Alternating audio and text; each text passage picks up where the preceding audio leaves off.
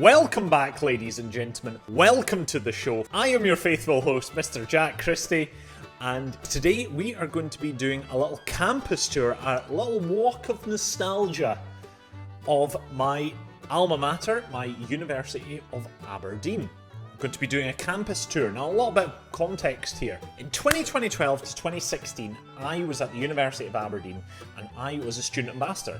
I gave campus tours for prospective students and their families around the campus of Old Aberdeen King's College, and was to show them around the place, get a little feel, see the buildings, see the sites, and give them some information about the area and the university as a whole. I thought would be a great idea to revisit this.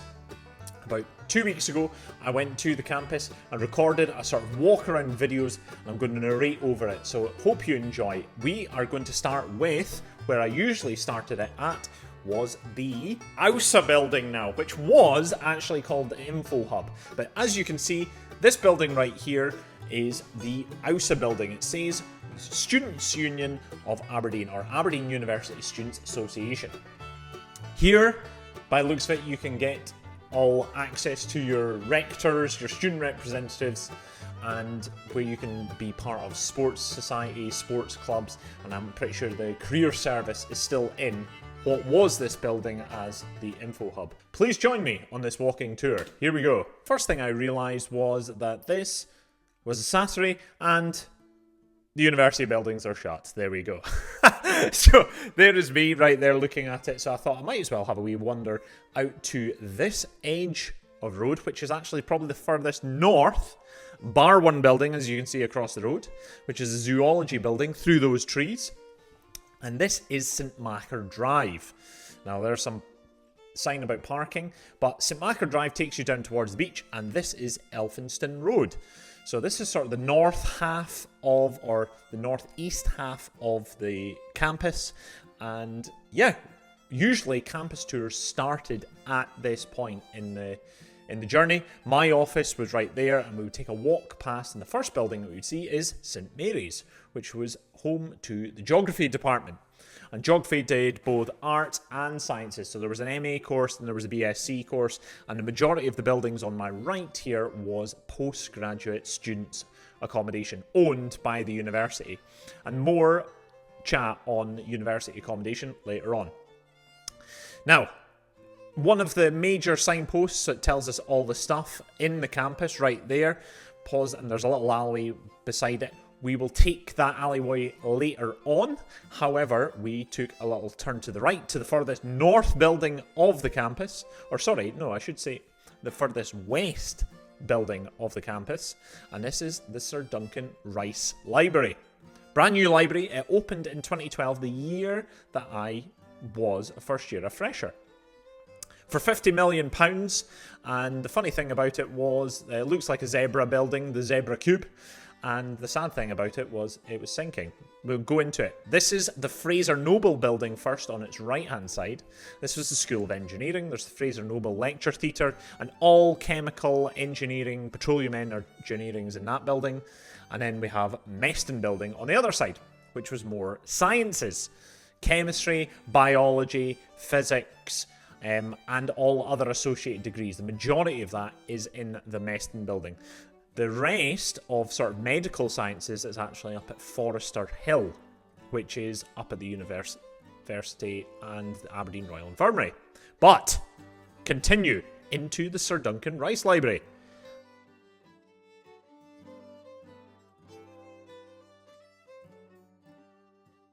And yes, you can look up. There's a massive hole in the middle. It looks like a little time vortex, like the beginning of Doctor Who, I always thought. And I always take this as the first main building we would go inside. Cafe on the left. You'd go check in with your student card. And yes, there's 3 lifts, but there's also just a little fun fact. There's the little lift on the left-hand side there, so take it through. Now, I went straight up to this 7th floor and having a little walk through. There is different flexible sort of learning areas here. There's like group community learning spaces. There's learning spaces that you can book out at the bottom desk and online now. And there's these sort of single chairs. But the biggest thing I wanted to show you was the view from the top looking back down. So all 7 floors, it's weird. It's actually weirdly quiet, but also the noise, there is noise, but it is quite quiet. It feels like just one massive room. I actually really enjoyed it. So there was a bit of chatter, but it would always be like 3 floors down, so you couldn't really hear it. And as you can see everybody at different levels on these sort of spaces, and it's just sort of first come, first served on these things. And different floors are different subjects, or different sections of floors are different subjects as well. So fast forward, look through to the viewing area. This is looking east towards the North Sea.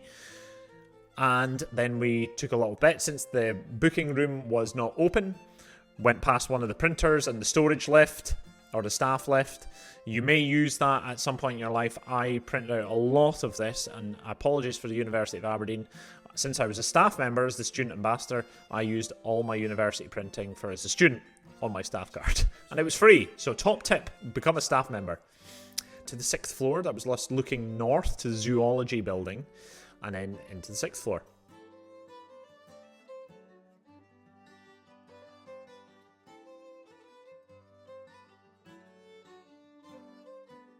Now, the extra left, the 3 left. Now, pause. Yes. There's the toilets. The toilets are all stacked on top of each other. And then, yeah, as I said, coming into the 6th floor, there are sort of different specific rooms. And I thought it would be a better idea to get a better view looking east to just point out a few things. So, here we go. First one, big building you can see in front of us is the McRobert building. And you can see just below, there's the Meston and Fraser Noble. All the way out to the North Sea, you can see some boats. You can even see to the right-hand side, Pittodrie Stadium, Aberdeen Football Club. So yeah, there's McRobert building. That's the furthest east on campus. And just beside it is King Street, which is a major commuter road from the north. Now, down there is a little alleyway, which we're going next, where I mentioned the little signpost. So we're about to go past that in a second. But you're starting to look north. You can see the 11 windmills. You can even see the Maltese down at Seaton, and Hillhead, which is the University Student Hall's residence further north. So I always used to come here, either 6th floor or the 4th floor, and yeah, we would just sit there, headphones on, and get working. As you can see, it's a really sort of good, and since it's new, or relatively new, it's a great environment just to be part of.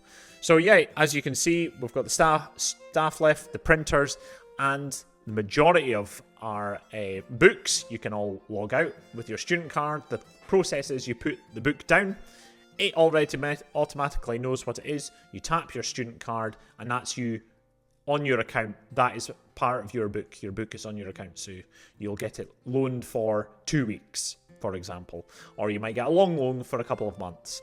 It depends on the type of books. So let's go down the floor, and you'll see the little sign here that tells us all the different departments and what floors that they're on. These are on every floor, so it just gives you a little idea of where your subject might be.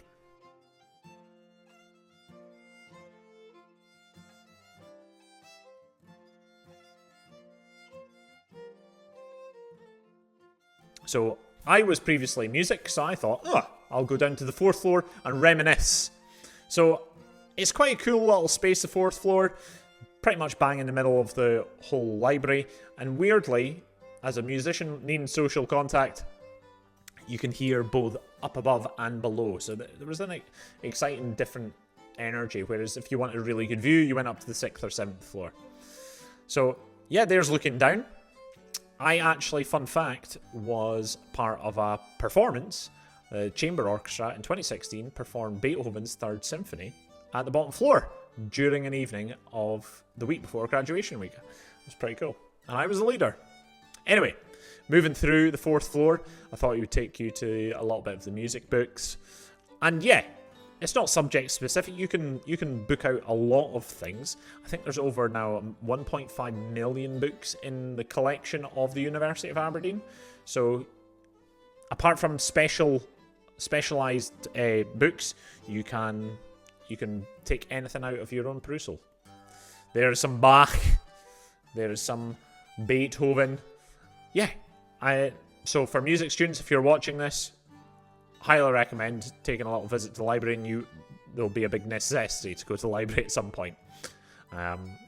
There's me trying to find some different categories of books, and yeah, let's just take over to where I used to actually sit on the 4th floor, in that seat right beside it. There's a little pause, bit of a lower view. So Fraser Noble on the left there, Meston Building on the right hand side, and as you can see, McRobert at the far end. So we made it our way, and we're going to make our way to McRobert through all the buildings. So we checked out. There was a lovely member of staff there that gave me a visitor pass. We walked through the barriers, and then we came back out on the other side. So it was lovely. Nice wee visit back to the university. There's a little cafe over there. And before I actually left, I thought, oh, there's a little exhibition space, which not necessarily was open all the time for me when I was a student. So I had a wee little through, and at the moment it was Fear and Fascination, since we were close to Halloween. So I had a little look through this, quick tour, and it's a nice wee space, and I think you can actually book it out for little societies if you so wish.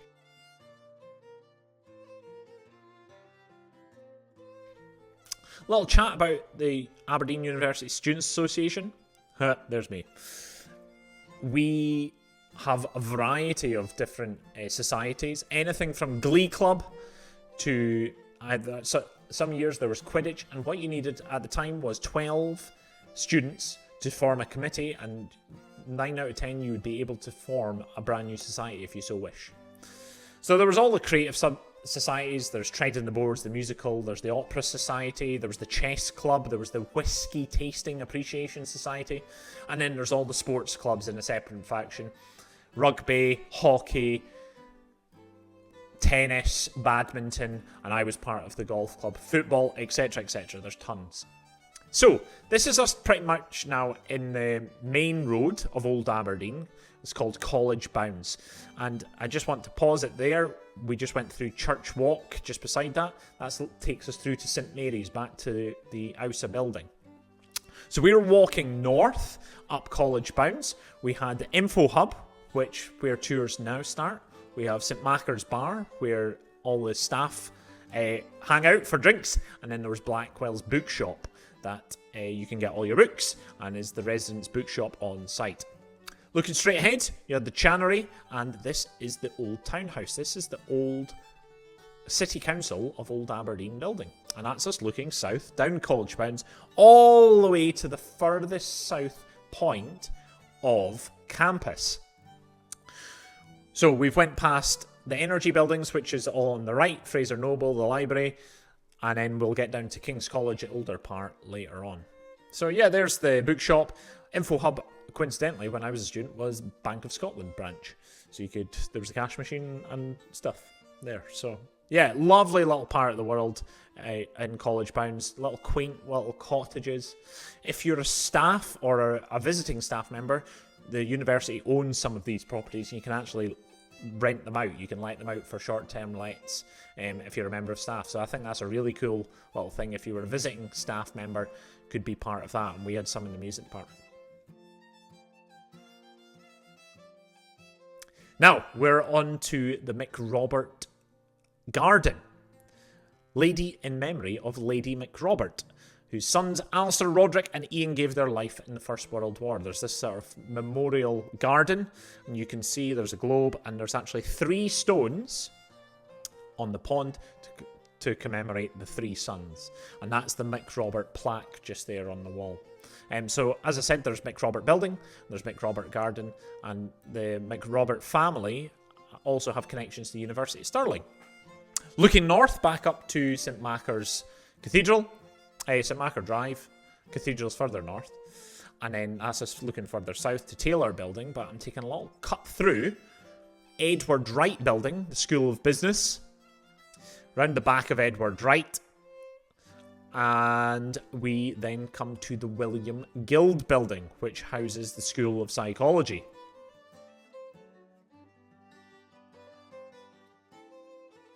And the bit right in front of us, this weird concrete building, the Arts Lecture Theatre. So, majority of big lectures on campus would usually happen in this building. So my education degree, PGDE, happened in there, but School of Law, School of Medicine sometimes used it. Yeah, a lot of big lectures. School of History sometimes used the lecture theatre in there. And yeah, there's a School of Psychology. So psychology would be used in the arts lecture theatre. Now, taking a quick route round the side of it.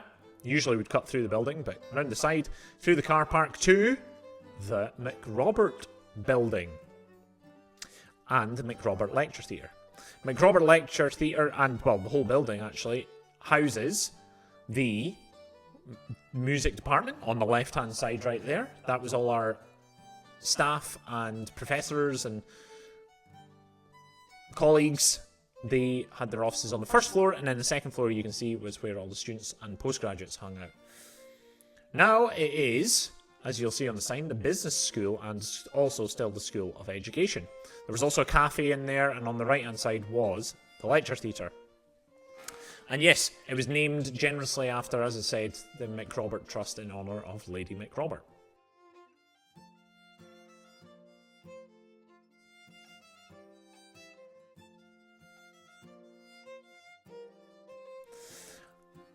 Now we're in the middle of campus. We're just looking at the back of Elphinstone Hall and the main sort of square.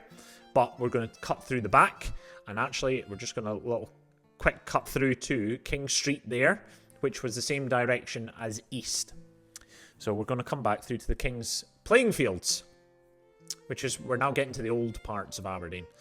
So that's the King's playing fields. We have sports societies on Wednesdays, where you can see rugby pitches, and you can also see a big domed roof over the top there of King Street and the houses on King Street. That is the Aberdeen Sports Village. It was a joint venture by the University of Aberdeen, the National Lottery Trust, and the Aberdeen City Council. It's sports facilities, world-class sports facilities that Aberdeen University students can use at a discounted rate, and the council run it and maintain it. That's how it was done. So the university put funds into building it, and the council maintain it, and students get discount. Here's the second signpost, which was very vague, as you can see, but one of the big things it shows you is the King's Pavilion right in here, which is now where music is held. Music rehearsals are happening in there in a redeveloped old swimming pool. That's where the swimming pool used to be, but now since the sports village is opened and the aquatic centre is opened, it's through there. Now you can see the round tower, but more on that in a second. That was the old round tower that you saw there with the old bricks. So we're taking a little trip south now through another back alleyway. And as you can see, it was Saturday. The tennis club were doing some training by the looks of it. Quick walk through onto what is known as University Road. This is the furthest south of the university campus on King's College. As you can see, lots of parking. And if we cross over the road, apart from one building, is the Butchart Centre. When I was a student, it used to be part of the AUSA. The Students' Association was in here. But now, it is used as a venue for lots of different things. There's a big games hall, and there's also office spaces for meetings and tutorials and other bits and bobs. And weirdly, there was something on, so I took a little cut through it, and they were actually doing some archery lessons in there. So that's what they were doing on that Saturday, which I thought was quite cool. Taking a cut back onto College Bounds. Now, this is the furthest south. Remember when I was at the town hall looking down? This is us, the other side, looking back up. And this is the furthest south. And this is Powys Gate. Powys was a landowner and a famous family in Aberdeen hundreds of years ago. And over the other, through the wall and through his gate, was his land. And Bishop Elphinstone, who founded the university, had Old Aberdeen on this land. There was big disagreements, so that's why he put a big fort, a big gate, had manned hours, guards, guarding it for 24 hours. But let's continue. King's College. There's the old beauty right there. Oldest part of the university, that is King's College. There used to be two colleges in Aberdeen. This was the first one. There's now obviously 2 universities, but what we're going to do is we're going to go through the old part and go through the quad. I want to point out though, this little thing on the left hand side, big monument for Bishop Elphinstone, but more on that story later. Now, going through to the old part, this is the pretty part. As you'll see, there's a big quadrangle with, yet again, meeting rooms, the School of Divinity, which we've walked past. There's the founder of a plaque for the founder, Bishop Elphinstone, who is, as I said, in the tomb, but more on that later. And then we're into the quad. Now, isn't that beautiful? On the left-hand side here, all the plaques, we've got the chapel, which we'll go in a minute with all the plaques. As you can see the different levels of bricks that were at shows when it was built in stages. And then moving to the right, we've got the main auditorium, which we'll go in, and then lecture theatres and tutorial spaces on the right-hand side, and the School of Divinity in that corner we've just went through. Now, paying a bit of attention to the bricklaying, you can see on the bottom left, a bit older, and then you can look up the main tower there. There's a crown. It's one of the only 2, and it's certainly the only one in Scotland that has an actual crown, as it being royal patronage. King's College, it has one there. Now, going back to brickwork, you can see old parts there on that left-hand side, and a lot newer as we go to the main door here. There is 3 original buildings on King's College campus still in use. The rest were all developed later on, but the oldest ones are the chapel. The one that we just saw there was Cromwell Tower, and then Round Tower, which we saw earlier. So King's College, or this part of King's College, is much newer. So this only dates back a couple of 100 years. But look at the arched roof. Isn't this incredible? And yeah, this is the pretty part. You can hire us out for functions, but there's also lecture theatres in here, and there's the King's College Auditorium, which we are about to walk towards. Evidently on this Saturday there was an environments conference, and there is a little memorial plaque celebrating the 500 years anniversary in 1995 of the university.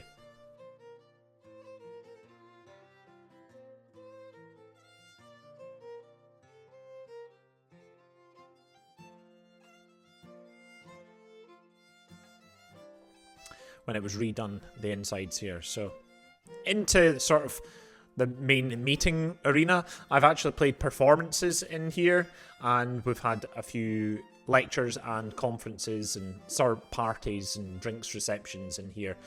If there's any dignitary stuff, it's usually held in King's College or Elphinstone Hall, which will be round later on. So I was just walking through this bit, and I saw 2 young students coming out of the auditorium. I was going to see if I could walk into it. I was sort of tiptoeing because I could hear voices. But, unfortunately, yeah, there was a conference on, and the girls said to me, nope, not happening. So, this is what it looks like on the inside. Thank you for Google. That was a terrible image. So I thought, oh, there's a better image right there. Now, that's looking back, and that's the door that I'm at this moment in time. There's a little projector room right beside it, looking into the main auditorium. So coming back, hopefully we'll get to go at another point, and we can maybe show you a video later on. But coming back out of it, yes, as I said, there's a lot of receptions that happens in here. You can even hire the university for a venue for your wedding. I mean, you have to have a lot of money, but yeah, you can have your ceremony in the chapel and have your reception in King's College. But we're going to make our way to the chapel now. This is the favourite part. Past the well, you can make a lucky wish, and ooh, somebody was on the grass, and legend has it, if you're on the grass as a student, you will fail your degree. Once you've graduated, you can then walk on it as many times as you want, but if you walk on it during your undergraduate program, you will fail your degree. That was the superstition that was happening, and still legend at the University of Aberdeen. But let's move into the Pièce de Résistance. This is my favourite building. A lot of good memories in here, being honest. This is King's Chapel, the oldest part of the university. This is sort of the outer chapel. There's lots of plaques and memorials for ex-students and staff that lost their lives in the war in that point. But now into the main part, going down the pews, well, it's chairs, down to the main part of the altar and the pulpit on the left-hand side. Lovely stained glass windows, and actually a more original roof than the auditorium. The auditorium was sort of based on the chapel to keep it in sort of similar order. But here is a tombstone, and this is where the real Bishop Elphinstone is. Now, there was the thing outside on the yellow arrow. The big issue, that was supposed to go inside the chapel, a big elaborate Italian design. But the biggest issue is nobody told us the dimensions of the door that it had to get through. So yes, the tombstone is bigger than the door at the other end. But back to stained glass windows. As you'll see, these are supposed to be hearts, but this one has straight lines and is different to the ones on the side. Now, the main reason for that is we think that this stained glass window is slightly older than the rest, and carving, wood carving, hadn't got to as advanced stages as the ones on the right. So one of the original stained glass windows is the one at the front.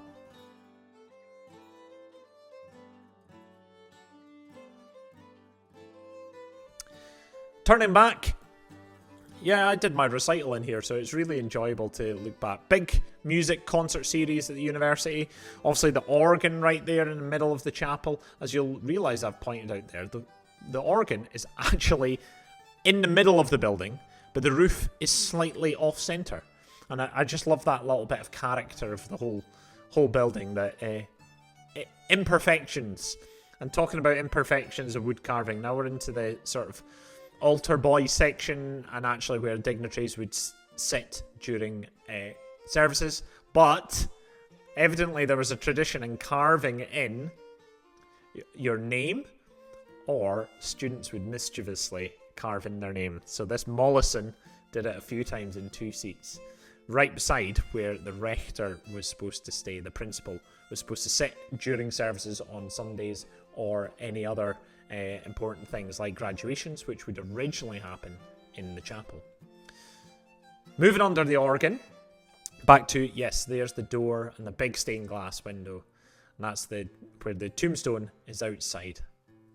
I just love the environment, the whole chapel. It's just a really peaceful place. It's not too big. I've played many concerts in there, and one of the biggest moments was doing my violin recital for my undergraduate in there. And yeah, good times. And as you'll see, the plaques are on the wall, and there's many plaques throughout the university.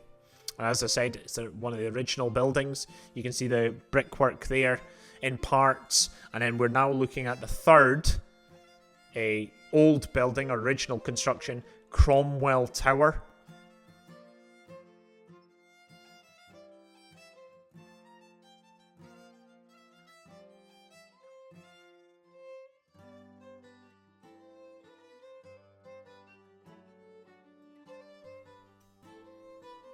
Looking through another big plaque right there, and more lecture theatres, and then now we're into the middle. This is the middle of the campus. We've got on the right hand side Linklater rooms, and on the right hand side we've got Linklater rooms and the Elphinstone Hall with all the arches. As I said, plaques. Bon Accord, which is the one from Aberdeen. There is the Scottish one with the crown. But yeah, there's many different plaques with many different benefactors and important people that gave the university money throughout the hundreds of years that actually built it into the institution that it is today. Here we go, we're into Linklater rooms, and this was built in sort of early 20th century, late 19th. Linklater rooms and the Elphinstone Hall, which, yeah, again, unfortunately couldn't get into, so I got a little picture from my previous graduation. That's where you have graduations, or certainly where I graduated, and was lucky enough to perform in there as well. And if you have a big wedding, you can have your reception in there. So that is pretty much us. We've only got a few more buildings. That's New King's just over there, which I'll show you in better detail in a second. We've got Taylor buildings, block B, C, and A, and then we're looking down to the university offices, and then, yeah, back to King Street, way down there. And the one addition since I last been there, which was a little plaque stone there I just bumped into, and I want to, at this moment, mention a big shout out and a big voice of appreciation and gratitude to Professor Derek Ogston. He was a professor in medicine at the university, but was a major benefactor to the University of Aberdeen music department. I was one of the benefactors. I managed to get a conducting bursary to go on a conducting course. My brother got a performance bursary due to outstanding playing, and they were huge benefactors, both Derek and Margaret, and I can't thank them enough. And there's thousands of students that I can't thank them enough, that all the support that they gave us. And Derek and Margaret now, unfortunately, have recently passed away. They're both honorary graduates of the university, and we'll be forever grateful for them too. So thank you, Derek and Margaret. One of the main signposts in the university campus, as we're almost at the end, I've mentioned St Mary's Student Union, the building, Meston, the brewery, which I didn't mention beside the English department, and New Kings. New Kings, lecture theatre, tutorial rooms, and various other departments through it and at the back. A little monument there, and then the main green, looking back to sort of the main official photo there of the University of Aberdeen, back towards Elphinstone Hall. I hope you've enjoyed this. I hope you are thinking about University of Aberdeen. I would highly recommend visiting it in person. One of the best things about the university is that I would always tell the people that were on my tours that the campus, yes, it's pretty, but it's a really walkable campus. Every building, apart from Forrester Hill, which housed School of Medicine, up at the Aberdeen Royal Infirmary, at the hospital, everything else was down at King's College. So you could walk from class to class. One of the big issues with some of the bigger university campuses, such as Edinburgh in Scotland, is that you could have a half-hour walk between places. One of the beauties about here is that everything is also close by, and in a city that is of 200,000, yet the University of Aberdeen is between 16 and 18,000 dependent on numbers per year. It has started to decline recently due to UK issues, but it's a big student population within the city. You've got the University of Aberdeen, you've got Robert Gordon's University, and you've got Nescol, North East Scotland College. You've got over 20,000 that would be going as students into the city. So over 10%, 20%, between 10-15% of the city is students. So the city is itself, and it's quite a walkable city itself. Straight down King Street, you're straight into the middle of town. It'd be a 25-minute walk, you're straight into town, or 10-minute cycle, if that, if you're a quick cyclist like me. Yeah, it's very walkable, the whole city, into the city centre to go to shopping, food, restaurants, cafes, the works is all in there. But also you're 25 minutes over to the beach, and it's one of the most pretty beaches in Scotland, and you're right in the middle of the city of Aberdeen. It's a really good city to be a student at, and it's a really good student to be at the university. You've got lots of choice, and it's definitely known for specialties in medicine, law, engineering in particular, obviously due to big connections in the oil industry. One of the biggest selling aspects of the university was it had one of the best employment rates after you graduated. It was over 95% of all graduates within the first 6 months after they have graduated have got into employment or into a better destination. And it was one of the most employable universities in terms of employment rates after they've graduated. It's slightly changed since I was there, but one of the biggest things that it was actually well renowned for was it was one of the hardest degrees in the UK to get a first at. So if you got a first class honours in your undergraduate at Aberdeen, it was known to be, it was a tough university degree and you've evidently excelled. I got 2-1, and in my last year they actually changed it to make it ever so slightly easier for people to get firsts, and it was done on CGS system, common grading system, whereas it used to be CAS, common assessment system, or scale I should say.